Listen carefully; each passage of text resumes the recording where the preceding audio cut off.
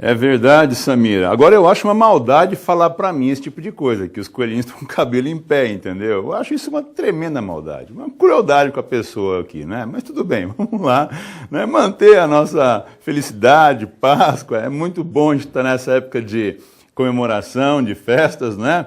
E a Páscoa é tempo para celebrar, a gente sabe disso, a gente aprende isso na escolinha, aprende na sua igreja, né? Com nossos parentes, nossos amigos. A Páscoa é tempo de celebrar, mas também é um ótimo momento, um momento fantástico para você ensinar. É um tempo para educar também, tempo também para educar. Por quê?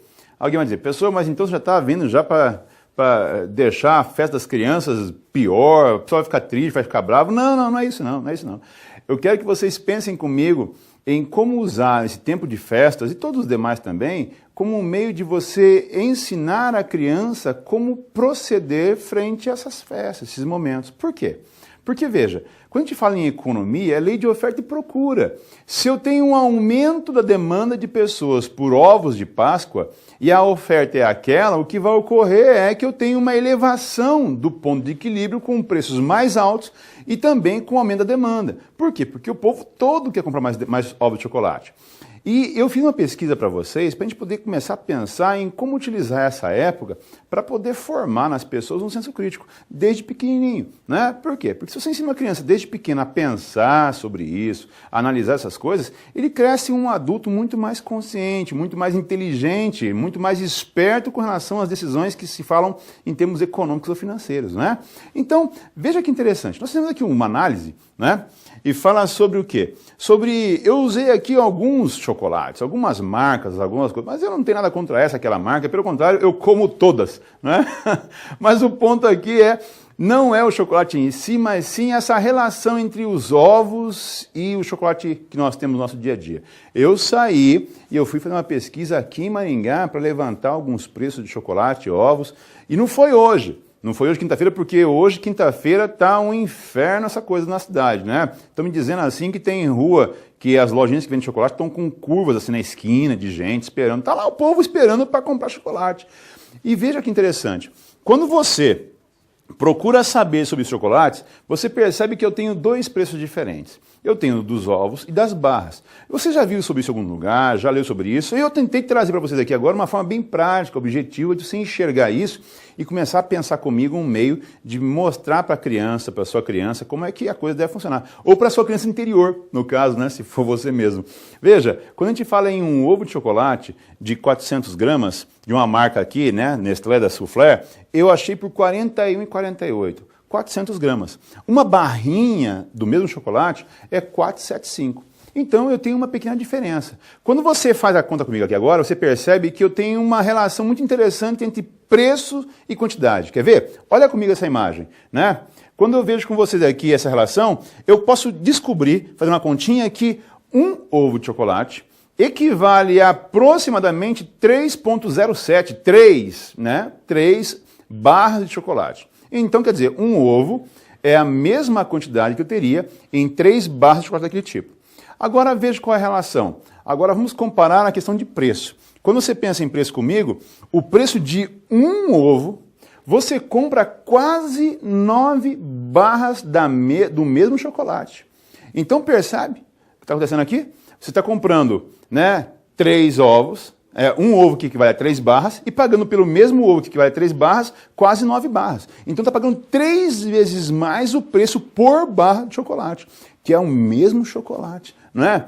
E aí eu falo para vocês assim, bom, então o professor está dizendo que é para a gente não mais dar para as crianças chocolate de ovo de Páscoa, não dá mais nada desse tipo, não é? E eu não estou dizendo para vocês, porque eu sei que a coisa é feia, né? Se você fizer isso em casa, vai dar problema, não é? A sua criança, a sua esposa, o seu esposo, né, o seu chocolate de plantão vai ficar desesperado, vai proferir impropérios, vai falar umas coisas para você e depois eu não quero que você me venha dizer na rua que o professor mandou você não comprar e que você chegou com o olho roxo em casa. Não, não faz isso não.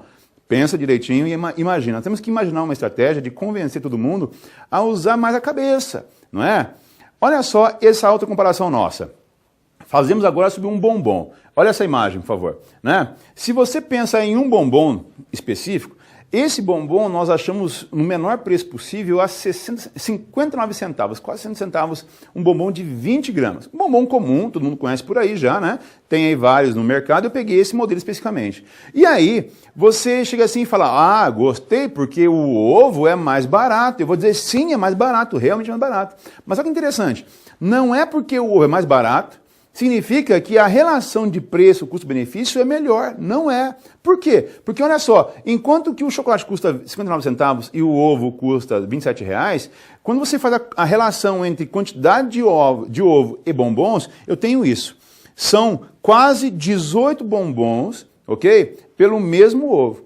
Beleza? O mesmo ovo, 18 bombons. Quase 19 na realidade. E se você transformar o dinheiro do bombom dos ovos, do ovo de chocolate, em bombons, nós estamos em 46 bombons, não é? Então, qual que é a historinha aqui? O que eu sugiro? Se você já comprou o ovo, tá bom. Se você não comprou, quer comprar o ovo, você insiste em comprar, tá bom também.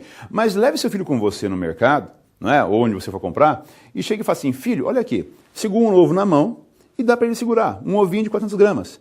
E aquele ovo custa 50 reais.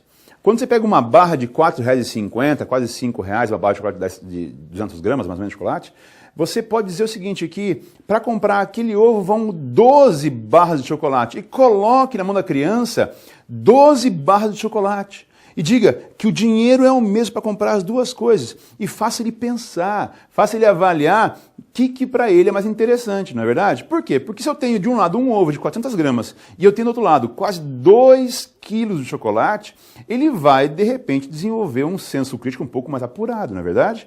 Você vai poder ensinar a ele que existem coisas que valem o sacrifício, tem coisas que não valem o sacrifício.